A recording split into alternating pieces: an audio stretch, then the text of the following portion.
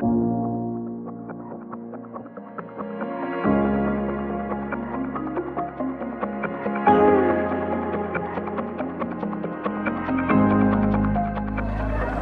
workshop iliyokuwa inaongelea kuhusiana na quality assurance in higher learning institution.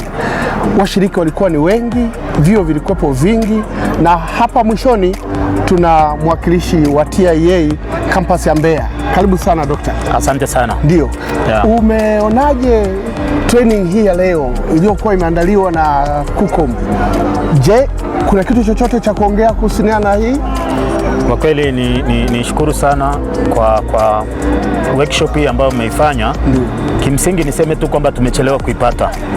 Ni jambo zuri mmefanya, na kusema kweli mimi binafsi na nafikiri uliona kule ndani washiriki wengi wamesifia kwamba ni kozi ambayo imetusaidia sisi, hasa wale wahadhiri ambao hawajapitia kozi ya ualimu, kujitafakari, lakini pia kupata mbinu za kuongeza kujimarisha katika kufundisha.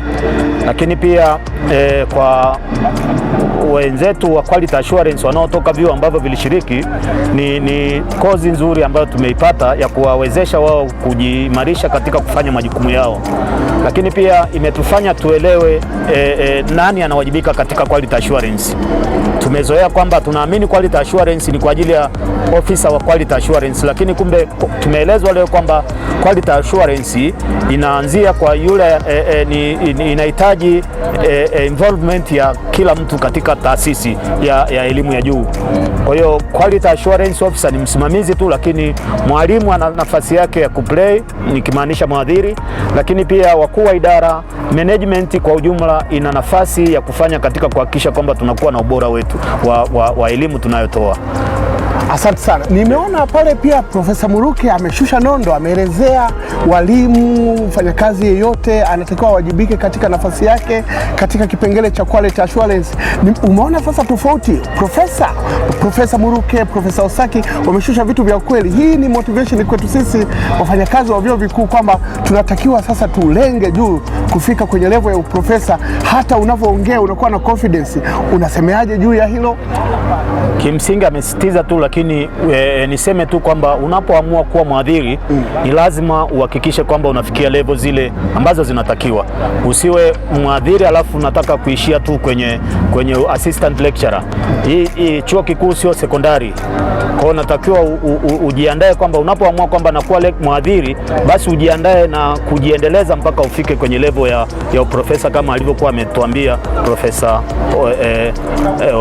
Osaki na Profesa Muruke. Lakini pia akatukumbusha kwamba ili tuweze kusimamia quality ni vizuri na sisi basi tukawa na quality hasa wahadhiri.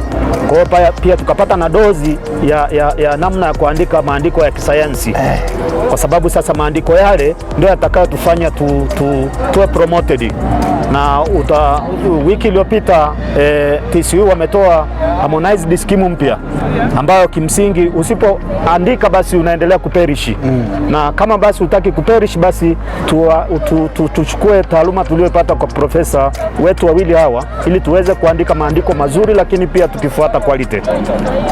Asante sana. Kwa maana hiyo kwamba tunawaambia wahadhiri wa vyuo vikuu kwamba publish or perish. Ndio. Publish or exist, yeah, au unatakiwa uondoke. Asante sana daktari. KUCOM tuko pamoja, tunaendelea kushirikiana sana TIA, na ili wale ambao wanataka wasperish basi waje wakaribie wapublish. Tuna journal yetu inaitwa AJASI, African Journal of Social Science in Accounting. Itawafaa sana kwa ajili ya kupublish na mwisho wa siku wawe promoted. Mtazamaji, wanakwambia publish or perish, chagua moja. You perish or you publish.